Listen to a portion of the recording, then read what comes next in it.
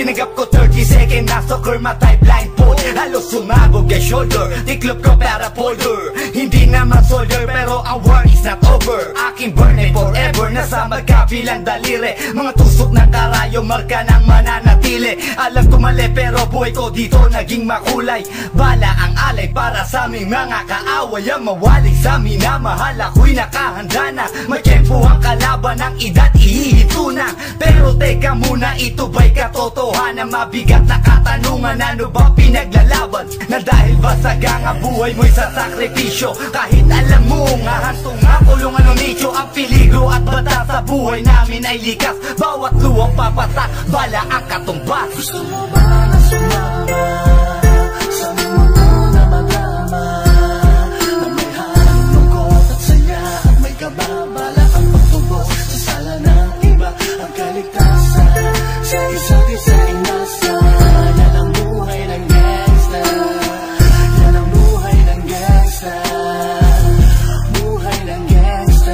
Wala nang takot dahil ultimo ka ba ay limot. Manhid na sa mga bantang, ilang ulit bumuntot. Ganto ang buhay na pinili ko't aking kinamulatan. Burado na sa isip ko na may kinabukas. Nasanay na sa sistema ang tema ng aking buhay. Kampo namin, kalsada at tila gera. Bawat away, nagmisto na musika. Bawat putok na mamagitan sa pagitan ng alitan na walang pinaglalaban. Paligsahan na wala ni palakpakang masigabo. Binunoy 7 taon bago mahirang at mamuno. Na mag-OG sa tondo at veterano ng Brown. Mula nung 1999 ngayon ay talk of the town. Nagsimula ko bilang homeboy na di mapapagsak.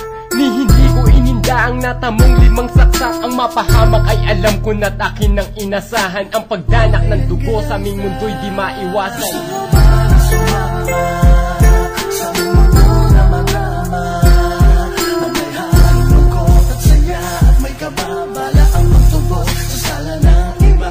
Ang kaligtasan sa isa't isa ay nasa. Yan ang buhay ng gangsta, yan ang buhay ng gangsta, buhay ng gangsta.